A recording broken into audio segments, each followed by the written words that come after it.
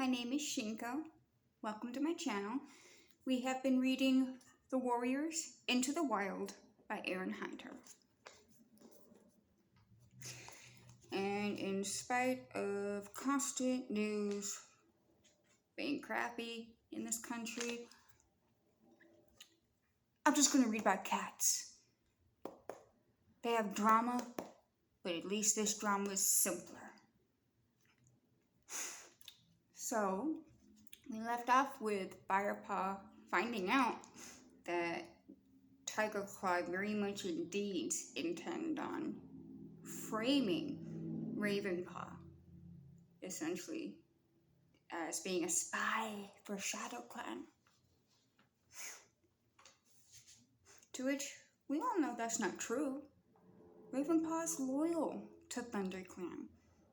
He's a scaredy cat of anything. Too scared to be a spy, really.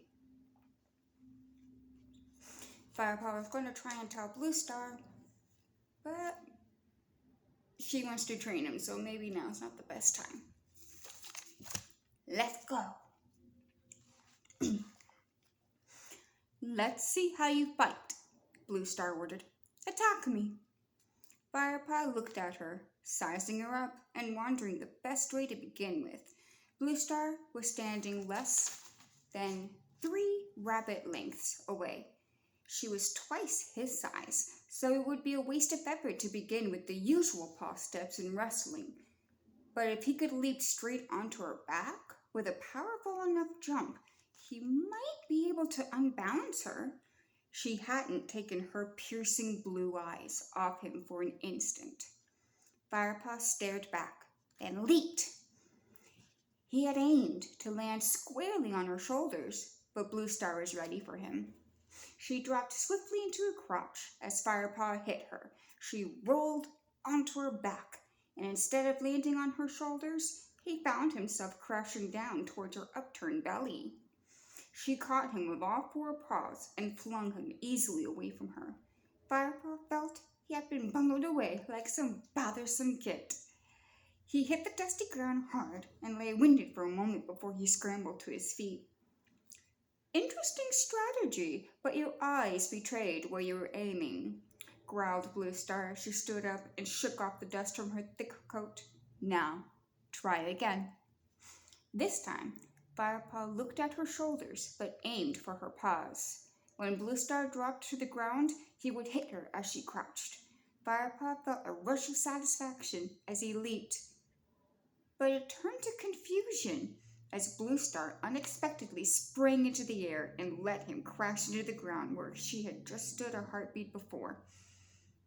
She timed it perfectly. As she landed, she thundered down on top of him, squashing the breath out of him. Now try something I don't expect, she hissed into his ear, climbing off him and backing away with a challenging gleam in her eyes. Firepaw scrambled up, panting, and shook himself crossly. Even Yellowfang had not been so tricky. He hissed and leaped again, this time. As he flew at Bluestar, he stretched out his forepaws. She reared up on her hind legs and used her forepaws to twist him away. And as he felt himself slipping, Firepaw scrabbled with his hind paws in the sand. But it was too late, and he flopped heavily onto his side. Firepaw! Bluestar meowed calmly as once more he struggled to his paws. You're quick and strong, but you must learn to keep control of your speed and body weight so it's not so easy for me to unbalance you. Try again. Firepaw backed away, hot, dusty, and out of breath. Frustration raged through him. He was determined to get the better of his mentor this time. Slowly, he crouched and began to creep towards Bluestar. She mirrored his crouch and hissed into his face as he approached. He raised a paw and swiped at her left ear. She ducked to avoid his strike and reared up, towering over him. Quickly, Firepaw rolled onto his back. It slithered beneath her body, and in one fast moment, kicked both his back legs outward into her belly. Bluestar was flung backward and fell into the sandy earth with a loud grunt. Firepaw flipped himself over and leaped to his paws. He felt jubilant, but then he saw Blue Star lying in the dirt and for the first time remembered her wounds. Had he reopened them? He dashed to her side and stared down at her. To his relief, her eyes glinted proudly at him. That was much better, she purred. She stood and shook herself. Now it's my turn. She sprang at him, knocking him to the ground, and then retreated and let him pick himself up before leaping again. Firepaw braced himself, but she bowled him over easily again. Look at my size, Firepaw. Don't try to stand up against my attacks. Use your wit. If you're fast enough to avoid me, then avoid me. Firepaw scrabbled to his feet again, preparing for her attack. This time, he didn't dig his paws into the soft ground, but stood lightly, keeping his weight to his toes.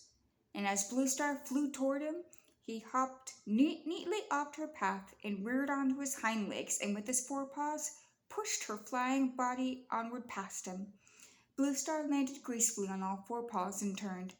Excellent! You learn quickly, she purred. But that was an easy move. Let's see how you deal with this one. They trained until sunset. Firepaw heaved a sigh of relief when he heard Blue Star's meow. That's enough for today. She seemed a little tired and stiff, but she still leaped easily out of the sandy hollow. Firepaw scrambled after her. His muscles were aching and his head spinning with all he had learned. And as they trekked together back through the trees, he couldn't wait to tell Graypaw and Ravenpaw about this training session. It wasn't until they reached camp boundary that Firepaw realized he'd forgotten to tell Blue Star about Ravenpaw.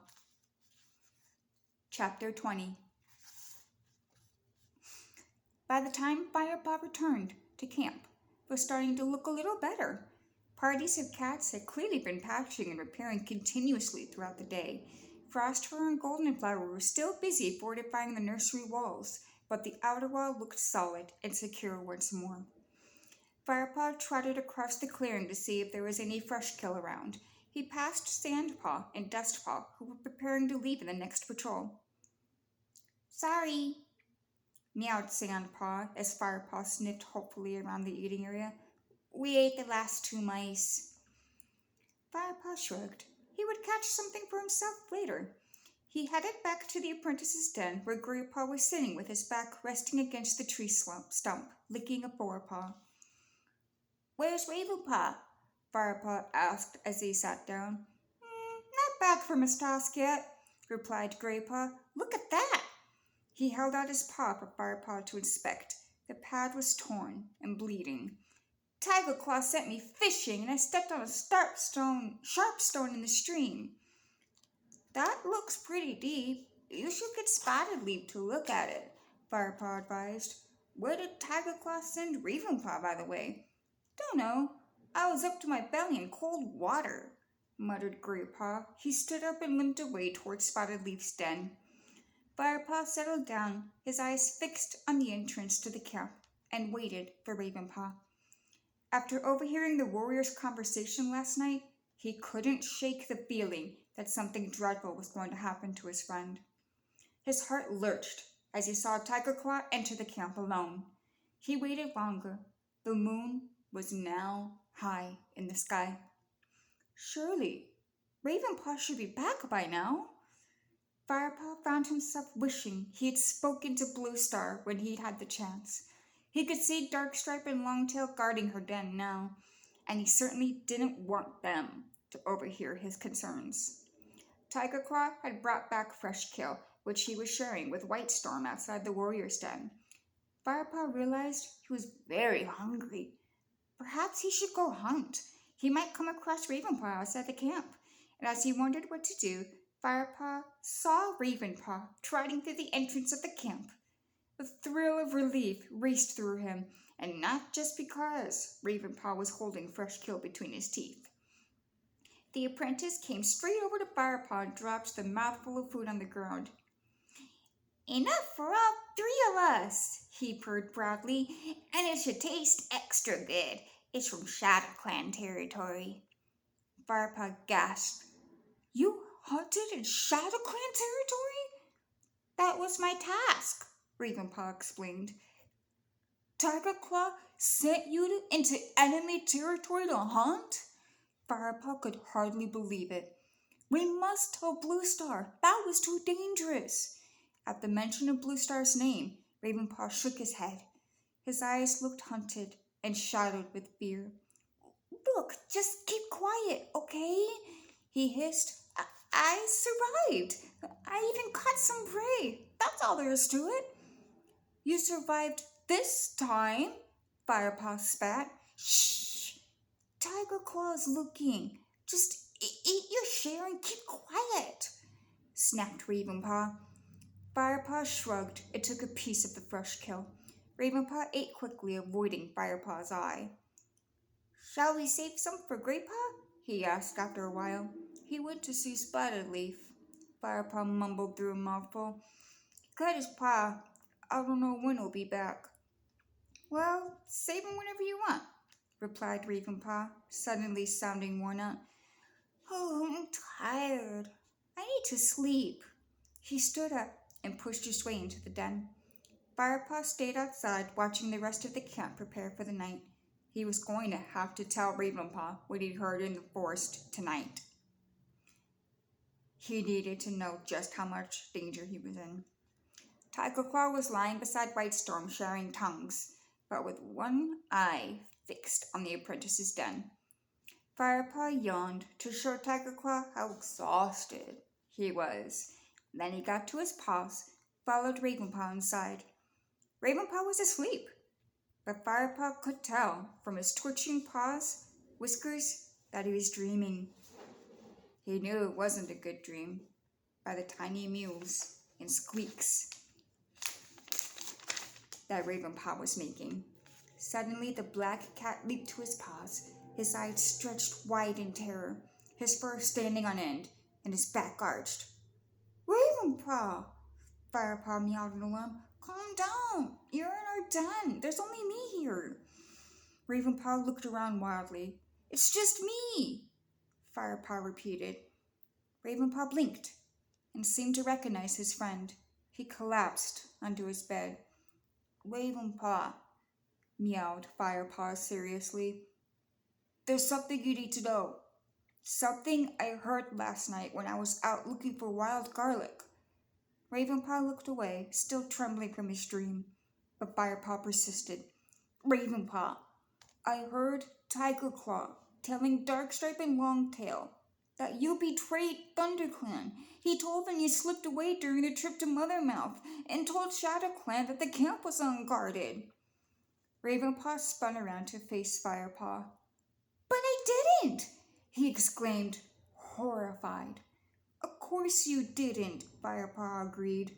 But Darkstripe and Longtail believe you did, and Tigerclaw persuaded them that they should get rid of you. Ravenpaw was speechless, his breath coming in gasps. Why would Tigerclaw want to get rid of you, Ravenpaw? Firepaw asked gently. He's one of the clan's strongest warriors. What threat are you to him? Firepaw suspected he already knew the answer, but he needed to hear the truth from Ravenpaw's own mouth. He waited while Ravenpaw fumbled for words. At last, the black apprentice crawled closer to Firepaw, whispered hoarsely in his ear. Because the RiverClan deputy didn't kill Redtail. Tigerclaw did. Firepaw nodded silently, and Ravenpaw continued, his whisper cracking with tension. Redtail killed the RiverClan deputy. So Tigerclaw didn't kill Oakheart. Firepaw couldn't help interrupting. Ravenpaw shook his head. No, he didn't. After Redtail had killed Oakheart, Tigerclaw ordered me back to camp. I wanted to stay, but he yelled at me to go, so I ran into the trees. I should have carried on running, but I couldn't leave while they were still fighting. I turned and crept back to see if Tigerclaw needed help. But by the time I got near, all the RiverClan warriors had fled, leaving just Redtail and Tigerclaw. Redtail was watching the last warrior running away, and Tigerclaw. Ravenpaw paused, then gulped. Tigerclaw jumped on him. He sank his teeth into the back of his neck. It ripped up out of the ground, dead. That's when I ran. I don't know if Tigerclaw saw me or not. I just kept running until I got back to camp. Why didn't you tell Blue Star? Firepaw pressed gently. Would she have believed me? Ravenpaw's eyes rolled wildly. Do you believe me? Of course I do. Firepaw mewed. He licked Ravenpaw between the ears in an effort to calm and comfort his friend. He was going to have to find another opportunity to tell Blue Star about Tigerclaw's treachery. Don't worry, I'll sort it out, he promised. Meanwhile, make sure you stick close to me or Greypaw. Does Greypaw know about wanting to get rid of me? Not yet, but I'll have to tell him. Ravenpaw settled silently onto his belly, staring ahead. It's okay, Ravenpaw, Firepaw purred, touching the skinny black body with his nose. I'll help you get out of this. Okay, that's a good spot to end it. So, Tigerclaw has broken multiple rules here. Not even just the obvious ones. Not only did he kill a member of his own clan, but he has sent his apprentice to hunt in another clan's territory. You are not to hunt in another clan's territory at all, no matter what. There will be cases throughout the series where even during a famine and they're starving, they will not hunt in another clan's territory. You're not permitted. Like I said, clans are together, but they're also separate. Do you think Blue Star is going to believe Firepaw, though? She's made Tigerclaw deputy, so clearly she trusts him. We haven't gotten the chance to see why she trusts Tigerclaw and Tigerclaw grow up. That's not in these set of books. That's in some different books. I hope you're having a very good day. And let's think about it. Would you believe Firepaw if you were Blue Star? I mean, Tigerclaw hasn't done anything in front of Blue Star for her to be suspicious of. So it's hard to say. I hope you're having a very good day. Be safe.